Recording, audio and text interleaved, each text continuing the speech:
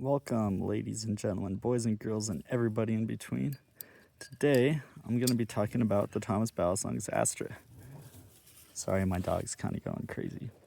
But I wanted to talk a bit about this guy, just to kind of compare what the market's been like today. There's not a lot of grail trainers out there anymore. You used to have the Swift T trainer, you used to have the Totori trainer, you used to have this, and this has kind of disappeared.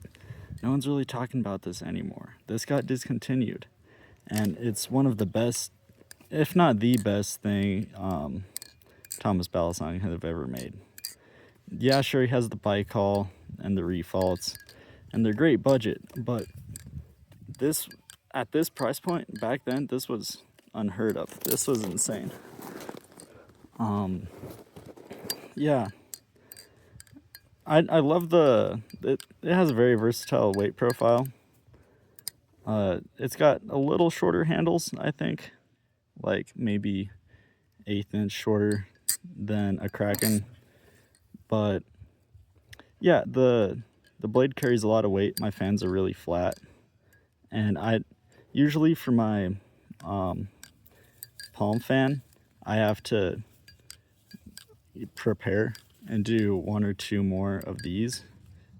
This part right here, like I have to do 2 of these to prepare, but with this I can just start it. Yes, it's the Pez Flips kind of palm fan. Anyways, the tip carries a lot of weight, and the handles also have these kind of pretty thick screws, so it carries a lot of end weight. So chaplains are very sticky, and I'm not even good at 0G chaplains. But yeah, so that's the balance. I think a lot of people really like it, but it kind of struggles with like the little techier stuff. I'm not very good at tech, but yeah, it struggles a little bit with momentum changes for rollovers and stuff. But yeah, it's a real shame you can't buy them anymore. Real shame.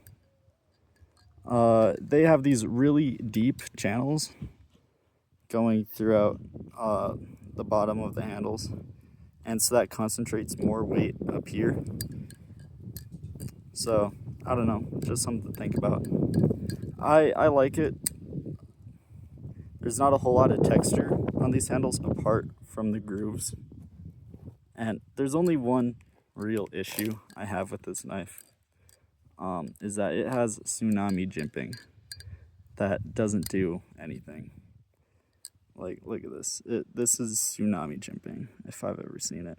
It does have it on this side, which helps it a little bit, and it does have this big old groove, so it's not the worst. It is a little nitpick, but I really wish it had deeper jimping. But if it did have deeper jimping, then it wouldn't have as much end weight, and it wouldn't be as sticky on the chaplains. So, pick your whatever floats your boat with that opinion. But yeah, I just can't get over how good this thing looks. Like, this blade profile, this Tonto, is amazing. I love the whole cutout. I like negative contrast with my blades, and this hits all the marks. The handles, they're pretty square, but they're fairly round, and it's like a octagon or a hexagon, and the edges are pretty sharp. I think Blade Bias mentioned that in his video a couple years ago. But if you get it polished like I did, the edges are a lot nicer. My dog's going crazy.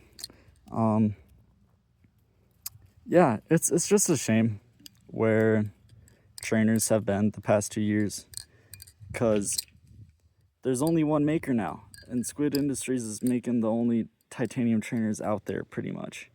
There's no smaller there's no smaller makers making trainers anymore. They're only focusing on live blades, and I think that's a real shame. I see why, because their profit margins can be better on live blades. But yeah, that's my little quick review